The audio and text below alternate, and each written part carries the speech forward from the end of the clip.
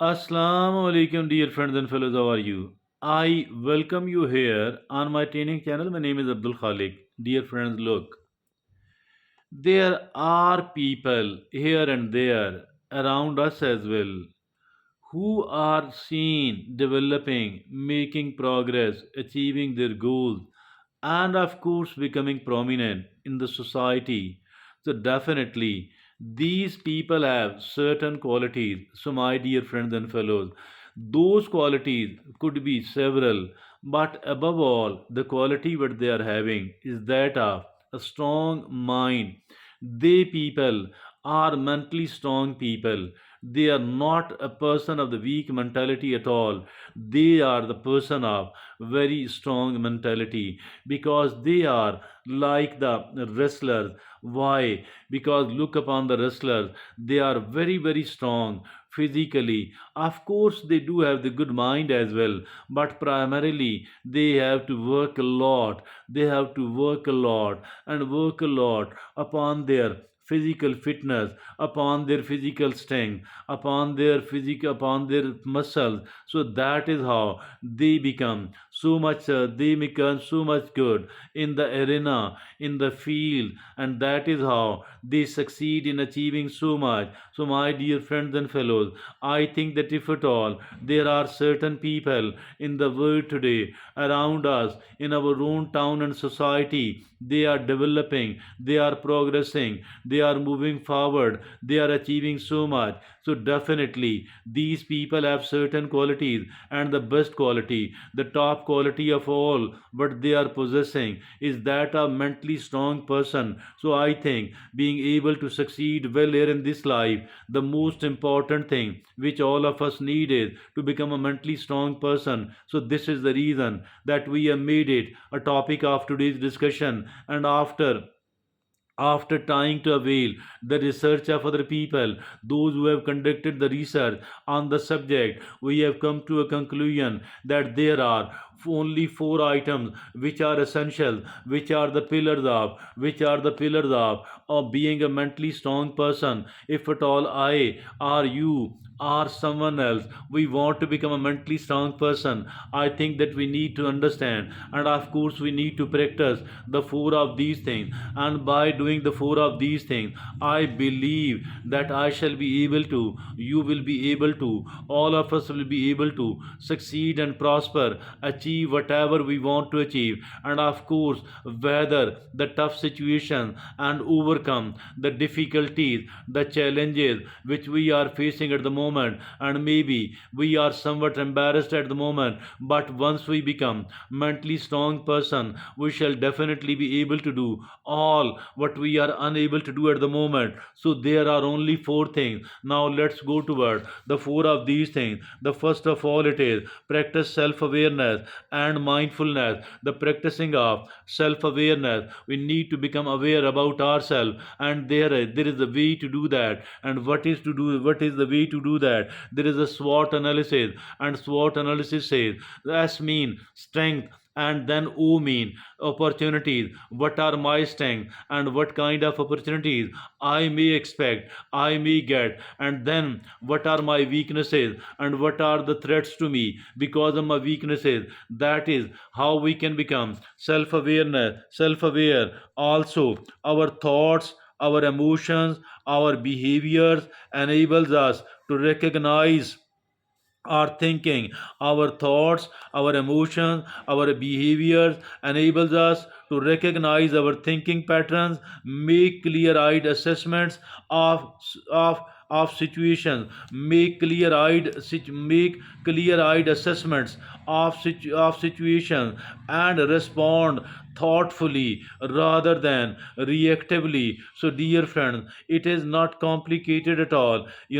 That is, our thoughts, emotions, behaviors enables us to recognize our thinking patterns, make clear-eyed assessments of situations, and respond thoughtfully rather than reactively. Meditation enhances our self-awareness by stilling our busy mind. Meditation enhances our self-awareness by stilling our busy minds. We create space for metacognition. We create space for metacognition by practicing the meditation. What is this metacognition? It is being aware, and it is developing the understanding of our thought processes. So that metacognition mean being aware of and understanding our own thought processes. That is because of that is called metacognition. And it does happen because once we still our mind by the meditation, and in a non-judgmental and non-judgmental manner, attention to the moment, we need to pay attention to the moment, we need to focus on the moment, we need to focus on the moment in a non-judgmental way. Neither we need to recognize or say, neither we need to acknowledge anything which is good, nor we need to admit anything which is bad. So in a non-judgmental manner, we need to focus upon the moment. So that is the part one, and it is called practice self-awareness and mindfulness. Now the second is that is challenge negative thought patterns. Yes, we need to challenge the negative thought patterns. Unchecked negative thought cycles drain mental vitality. Challenge negative thought patterns. Unchecked negative thought cycles. Unchecked negative thought cycles drain mental vitality and undermine resilience. Be critical toward negative thoughts. Consider affirmative interpretation of situation. Yes, consider alternative interpretation of situation. Yes, consider alternative interpretation of situation. So dear friend, that is something very important. Challenge negative thought patterns. Challenging the negative thought patterns, because unchecked negative thought cycles drain mental vitality and undermine resilience. Be critical toward negative thoughts. Consider alternative interpretation of situation instead of interpreting it in a negative manner. Now we need to consider the alternative interpretation of the situation. That is replace words. We need to replace words, like always and never. These words of always, the word of never, I think we need to eradicate the both of these. That is, challenge negative thought patterns, because these negative thought patterns, these are our enemies. So for that reason, we need to overcome, we need to defeat it, we need to keep fighting. Because if at all we don't fight the negative thought patterns, what is going to happen? That they are going to dominate us. So these are going to prevail. So we don't have to let the negative thoughts prevail at all. So instead, what is needed is that we need to let prevail the positive thought patterns only. So my dear friends and fellows, because negative thought patterns, nothing could be as big our enemy as this negative thought pattern is. Now the fourth and the last is prioritize self care. Yes, we need to prioritize. We need to. Now the third is step outside your comfort zone. Yes, we need to step outside our comfort zone. We need to expand our comfort zone. Yes, immersing yourself in unfamiliar territory. Immersing yourself in unfamiliar territory breeds adaptability and confidence. Yes, unfamiliar situations, always prefer the unfamiliar situation, because this unfamiliar situation will breed adaptability, because it will breed the adaptability and the confidence.